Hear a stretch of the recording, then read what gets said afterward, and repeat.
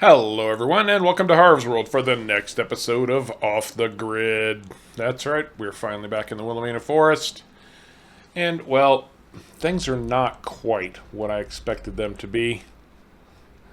As you can see, I've come down to the campground, put up a tent, and yes, I'm sleeping down here right now.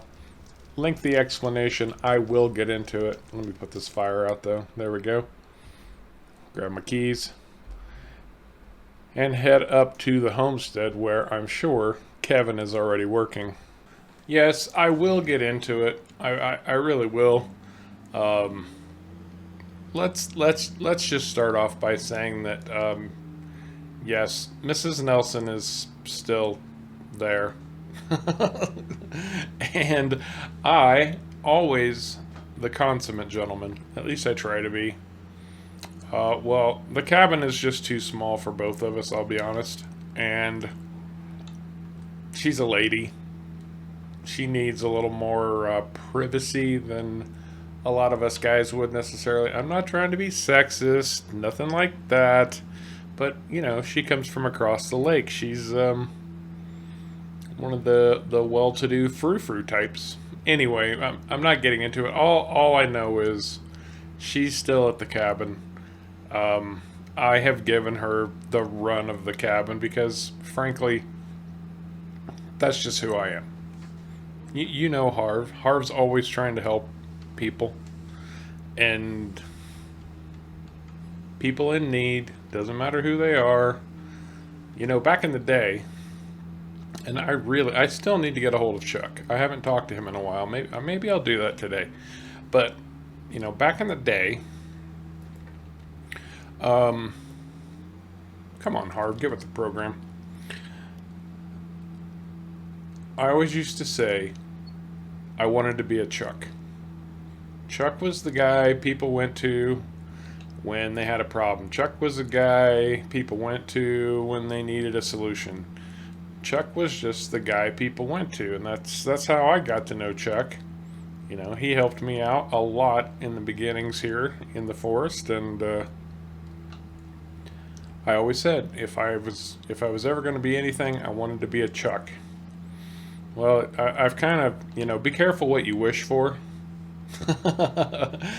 because sometimes those wishes come true. And no, you know, that's unfair. That's unfair of me to say. I appreciate the fact that people feel like they can turn to me when they've got problems. I really do. Not an issue for me whatsoever. And that reminds me, I need to go by the church today. Yeah, we'll sort that out later. I need to go by the church today and pick up my cotton wagon because I need to harvest that cotton. It's ready to go. It's the last thing to do on the homestead before Kevin and I really, well, before Kevin gets down and dirty. I pulled him off working on the homestead for several days. You'll notice the money's gone up a little bit. Pierre ran a couple loads of timber for me. That was awfully nice of him. That's gonna help bankroll, well, you know, the finalizing of the sawmill when it gets done. Hopefully it will be getting done soon. I have it on good authority, let's say, that the sawmill will be coming in very shortly, but I'll show you what Kevin and I have managed to do. We needed a new place for our cows and a little bit of extra. Well, we worked our proverbial backsides off. Look at this. Look at this. Now, we just got a few more logs that I need to get loaded up. Might as well do that now since I'm up here. But I think, you know, we'll plow this out, we'll put pasture in it, and, you know, plant more grass. And then we've got a place to put our cows and some extra as well. So keep your fingers crossed that things work out, because it looks like things are starting to work out. At least we got this much going for us, right, Kevin? Well, Kevin can't hear me. He's off plowing at the moment. Actually, I saw him in the field as I came through. I should have pointed that out. Oh well, I think you guys know by now exactly how hard a worker Kev is.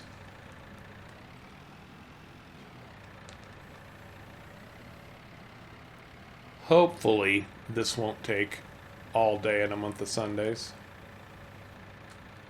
Oh, well, so far so good. Look at that. Jackpot. Nailed it. Yes, Harv is forever the dork. That's okay. We got a busy day. A busy day. Like I said, I'm kind of stoked actually. I'm in a good mood. Hopefully this wall will just help me load some of these up. I want to be able to see a little bit better.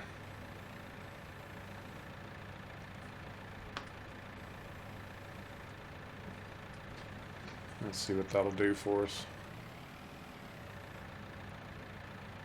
Yeah, almost. Close but no cigar.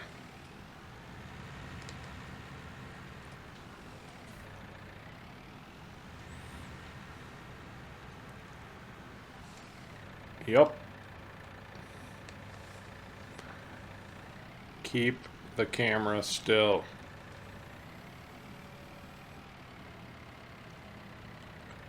One thing I was doing wrong, and I'll own it, was that I didn't have these forks spread out far enough. And I realized that, and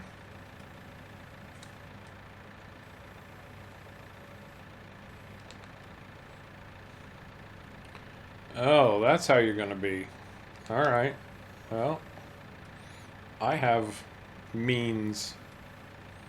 Oh, yes. I have means at my disposal to make you succumb to my will. Like that. And then like that. And then like that. Like that. Like. No, not that. Like that. That's it. Ha ha.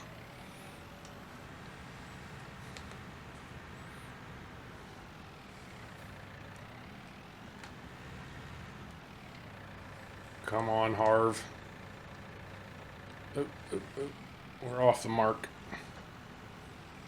It's not the worst job I've ever done. It's certainly not the best either. There goes that camera flying again.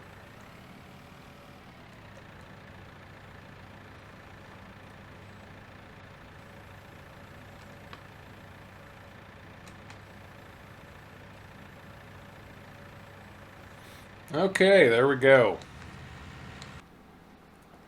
Now, Kevin, no, I'm sorry.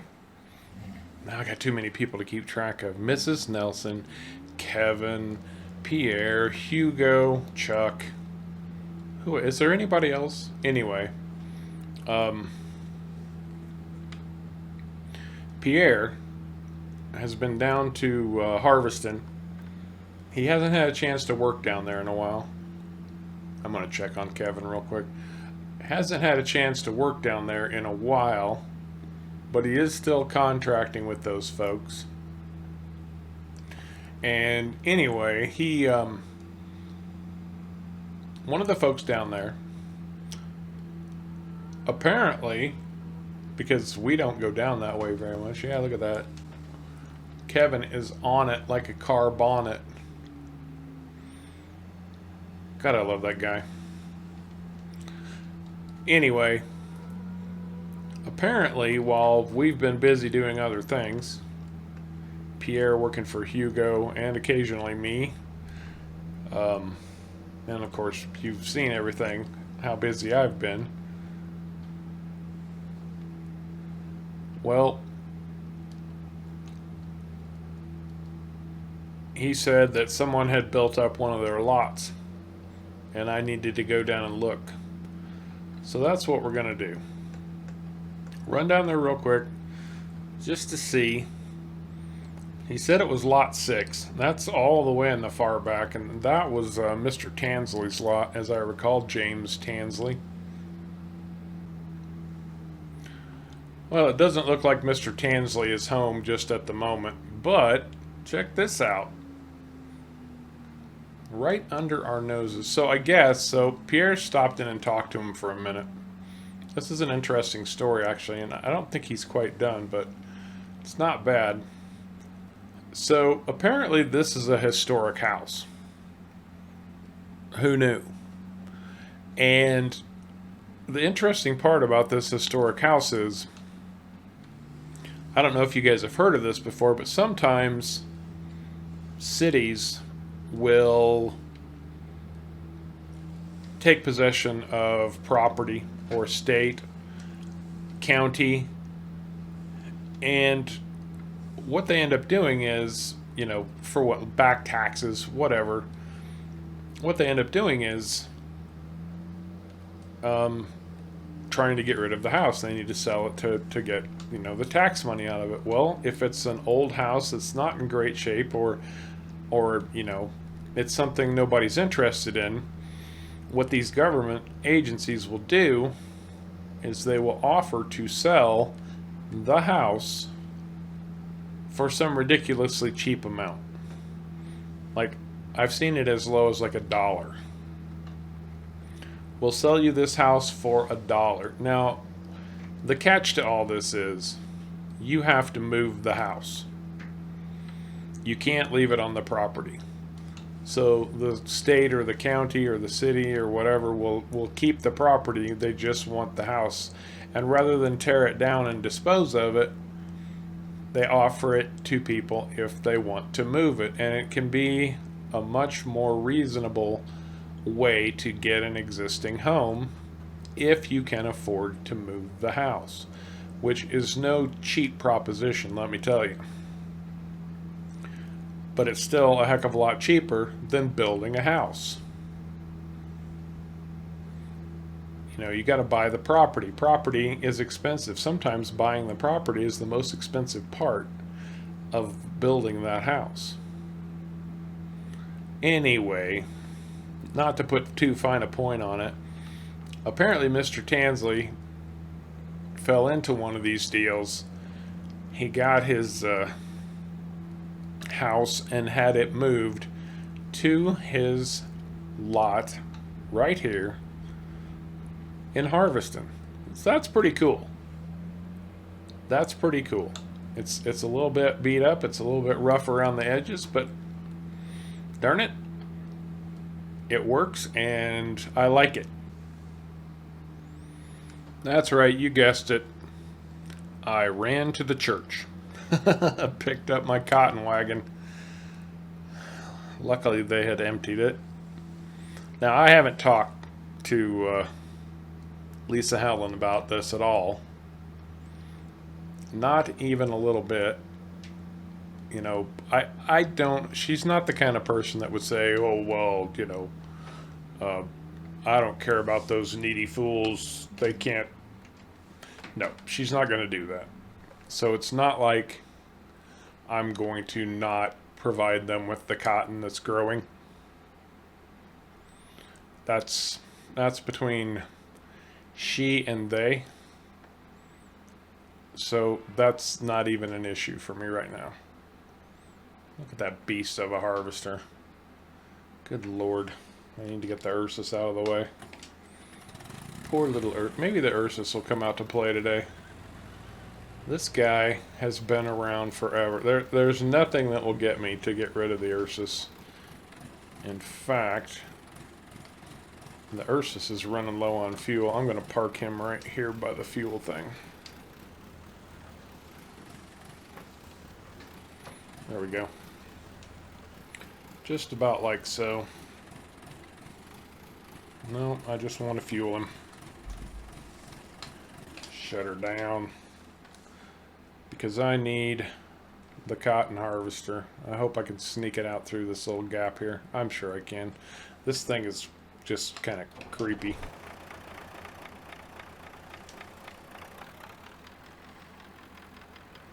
Come on. Come on, you beast of a cotton harvesting thing. Oh, I did manage to clip that. Life goes on. This thing, if I can bring my plan together, because I've got a plan, thanks to, I'm pretty sure it was Jordan who said, well, he gave me an idea for a plan. And if I can bring that plan together, that would be lubberly. Because I really don't want to have to deal with this thing ever again. I'll be honest with you. It's kind of a nightmare. And I don't know if you've priced cotton equipment at all, but cotton equipment is ridiculous.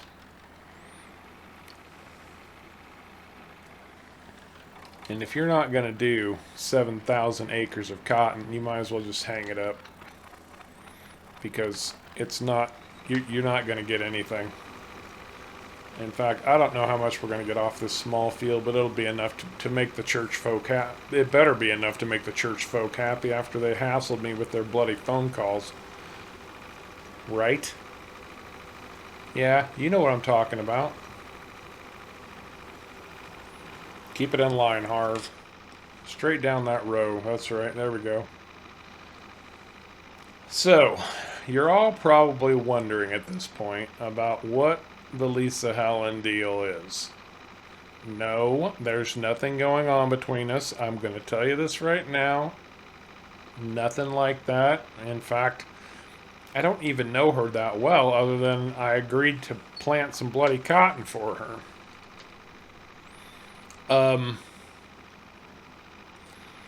So this is the story. I don't know how much you know about people and how people behave in stressful situations and things like that. People react differently to these kind of things. And basically what happened here is she's the type of person who greatly values the opinions of the people she considers friends. Now, something happened between her and her husband. I'm not going to pry. I'm not going to go into it. I'm not going to try to figure it out. It's not my business. But something happened that embarrassed her. She was basically shamed to the whole town, or at least that's how she feels about it.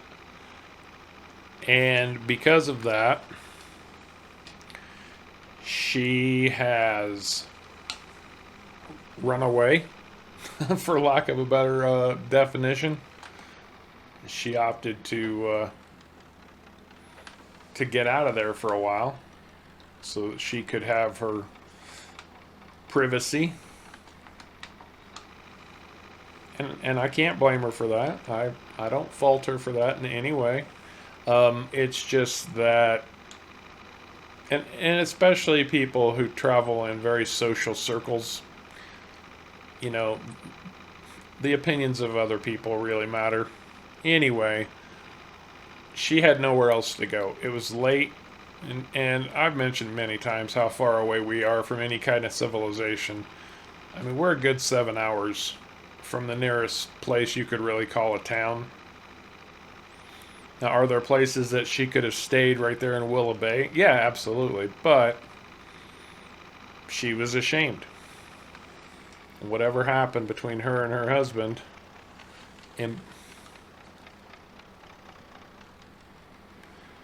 embarrassed her enough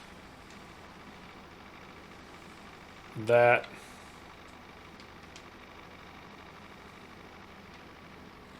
she felt like it wasn't something she could deal with. So anyway, that's the story. That's the situation. And she has not gone back to face the music yet. I'm sure she will. I've kind of been giving her her space, her privacy, letting her do her thing.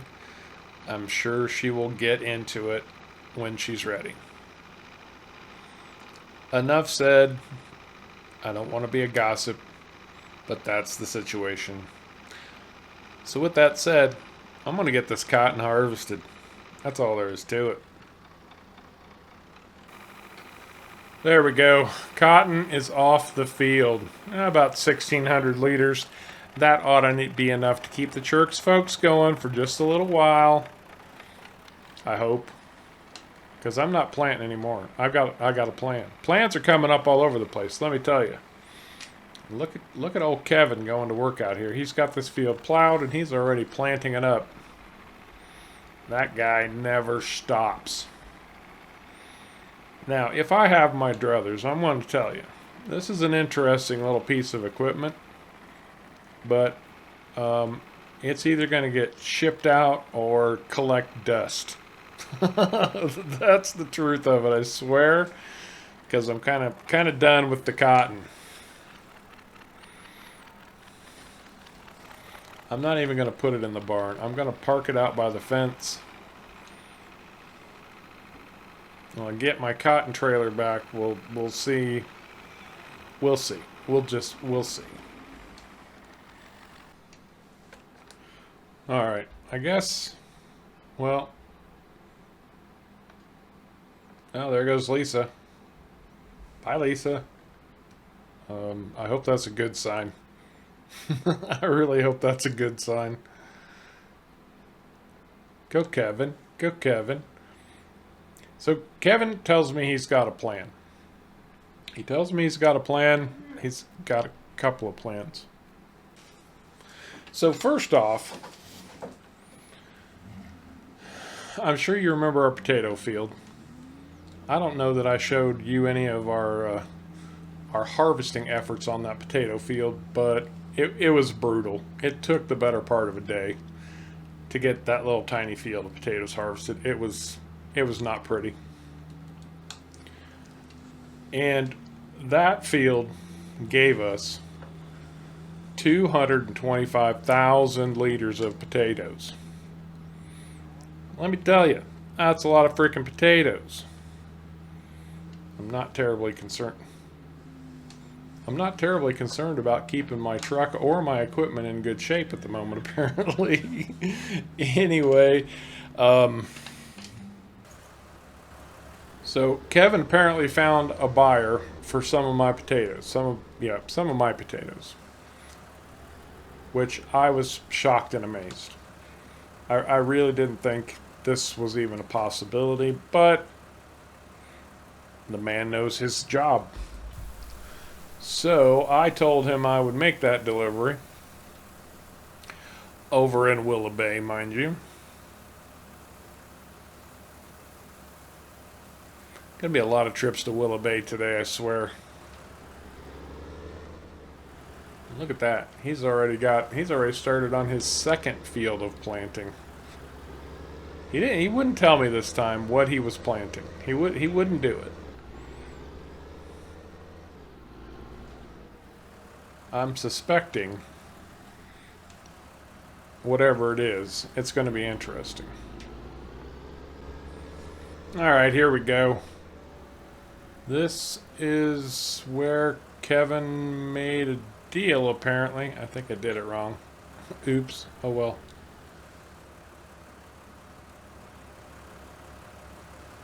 So apparently these guys want exactly one trailer of potatoes. That's a lot of potatoes. They must be having some kind of uber mega potato special. I don't know. I'm just glad to get rid of some of them. I've got more potatoes than I could eat in a lifetime. And that, of course, is, even with Kevin helping out. And Pierre and Hugo. We've all got potatoes as long as we want potatoes. I swear we do. $4,000, I'll take it. It's not a lot, but every little bit helps. And I've got that big expense of the sawmill cropping up. It's going to be big. It's going to be very, very expensive when it all comes down to it. Between building and working capital, finishing off the construction, all of that. So Yeah, it's gonna be interesting, and every little bit that can come in is more that's going to help me out. What's going on up here? This doesn't look good. This does not look good at all. Hey, hey.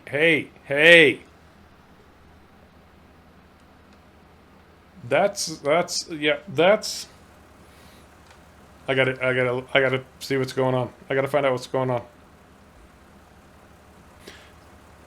So yeah, that's Lisa Helen's car. They pulled her out. She's kind of beat up. She's alive.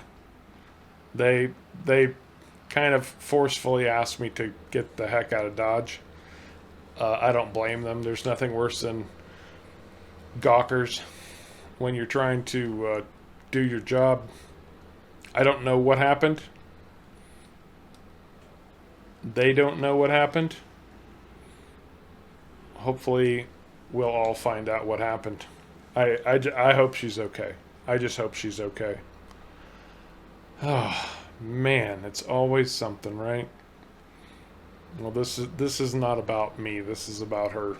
I hope they take good care of her and everything gets yeah, everything. Man, I'm speechless. I don't even know what to say. So I needed to get back to work. I needed something to keep my mind off of all this. I know it sounds maybe a little melodramatic, but I tend to dwell on stuff like this. Now, Lisa Helen and I, we've had our differences. She can be very demanding. She can be a spoiled little brat sometimes, I think. But on the whole, she's a good person. She's good-hearted. She does want to help. Um, you know, and I don't know what happened. I I'm going to assume the best in a situation like this. The best being that it was a pure accident, that nothing was done intentionally by someone or by herself. We're going to assume the best.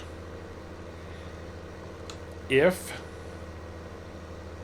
we find out differently, then it's going to be important that hopefully her church group, and of course, I will be there for her as needed. Um, but hopefully, the support network that she built for herself, that she was embarrassed to face over the situation with her husband, hopefully they can help her out. I don't think she's that kind of person that she would do something like that. She never came across that way to me, but it's hard to tell with people. You never know, and it's important to check in with them from time to time. Even the happiest people, the people who put on the happiest front, a lot of times are some of the saddest people.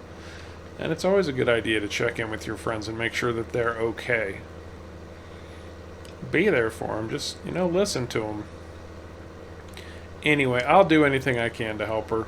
But again, we don't know what happened at this point, and it's not right to speculate, so I'm not going to do that. I'm going to get this plowed out, and hopefully we'll get more information and find out more about what happened with Lisa, and hopefully everything will turn out just fine. Well, that takes care of that. I mean, there's still plenty of work to be done. Plowing a field is only the first part of it, which I'm sure you bloody well know at this point. But at least that's done. Oh, hang on, bloody phone. Sorry, guys. Sorry. I do need to take this. Hello. Yeah. Yeah. You are. No, you're kidding me. You're done? You're done. all is well and everything's up and running. No question, without a doubt. Oh my gosh. Okay. Well, thank you very much. Yeah, just fax that over to Mr. Pepler. He's my banker, and we will get that taken care of. Hey, no problem. Thank you so much. Oh, we're just parking this right here. Hey, you are never going to believe this, guys. You're never going to believe it. Guess what? The sawmill is done. It's ready to go. Bad news and good news. Isn't that the way it goes sometimes? Bad news and good news. Let's go see what they've done, shall we? Come on, truck, let's go.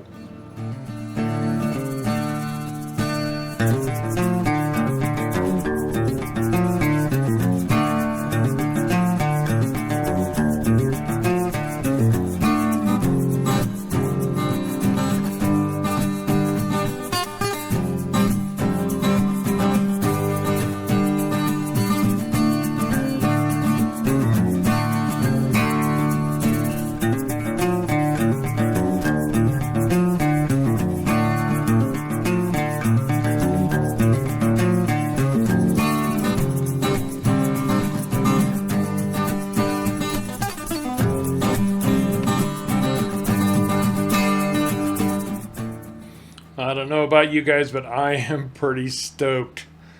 Very stoked. What have we got? Oh, yeah. Yeah, baby, look at this. No unloading in the rain. We can just pull our trucks right in here. Oh, that is so nice.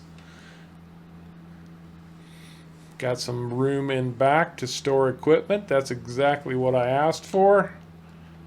Very nice. Oh, yeah. Let's see. Let's take a look. Let's take a look, shall we? Got some office space here on the end. Look at this. We got water tanks, benches. Pay no attention to those logs. Oh, look at this. Our mill. This is the actual mill itself. Very, very nice. Very nice indeed. Cover to unload. Very nice. Oh, yeah. We got ourselves a sawmill. Woo, and who? It's finally done. Oh my gosh, I can't believe the sawmill is finally done. That makes life so much easier. So I don't know if you picked up on this or not, but man, I got to start running wood. I'm really excited. I don't know if you picked up on this, but I have a new banker, Mr. Pepler. Apparently, so my old banker was Andy Dufresne. And apparently, I don't know the details or anything, but apparently he got arrested. And it's pretty serious. I guess there's a problem with his wife and possibly a murder charge. I don't know. Anyway, my new banker, Randy Pepler, I need to call him up and send him some money. Anyway, man, what a day, guys. What a day. And I think that's going to do it for this episode of Off the Grid. I hope you enjoyed it. If you did, do me a favor. Please remember to hit the like and subscribe buttons down below.